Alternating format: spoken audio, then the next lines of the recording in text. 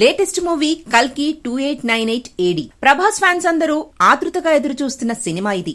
Pan India star Prabhas హీరోగా వస్తున్న latest movie కల్కి 2898 AD. Hindu mythology backdrop లో స్కైఫై ఎలిమెంట్స్ తో రానున్న ఈ సినిమాను టాలీవుడ్ క్రియేటివ్ డైరెక్టర్ నాగ్ అశ్విన్ తెరకెక్కిస్తుండగా బాలీవుడ్ బ్యూటీ దీపికా పదుకొనే హీరోయిన్ గా నటిస్తున్నారు.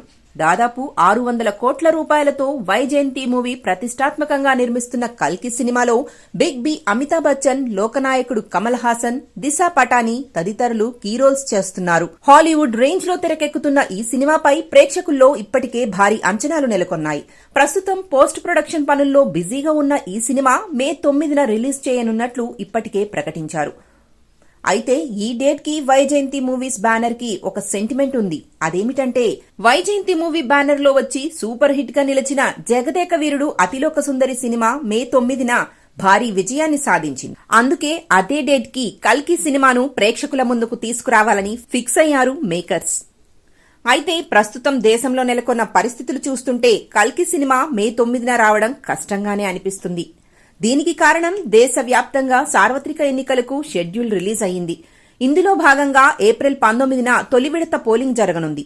అందులో మే 13న ఆంధ్రప్రదేశ్ అసెంబ్లీ ఎన్నికల పోలింగ్, మే 7న 12 రాష్ట్రాల్లో ఎన్నికల పోలింగ్ జరగనుంది. కాబట్టి పాన్ ఇండియా లెవెల్లో విడుదల కానున్న కల్కి సినిమాకు ఈ ఎన్నికలు ఆటంకంగా మారే అవకాశం కనిపిస్తోంది. అందుకే మే 9న కల్కి విడుదల కావడం దాదాపు ఖాయంగానే అనిపిస్తోంది. ఏదేమైనా పర్లేదు, సినిమాను రిలీజ్ చేస్తామనుకుంటే మాత్రం కలెక్షన్స్ భారీగా తగ్గే అవకాశం ఉంది. ఎలక్షన్ కోడ్ అమల్లో ఉంటుంది కాబట్టి ప్రభాస్ ఫ్యాన్స్ సైతం సినిమాను చూసే వీలుండదు. ఇలా ఎన్ని రకాలుగా చూసినా కల్కి సినిమాను వాయిదా వేయడమే సబబుగా కనిపిస్తోంది. కాబట్టి మేకర్స్ కూడా ఇదే ఆలోచనలో ఉండే అవకాశం ఉంది.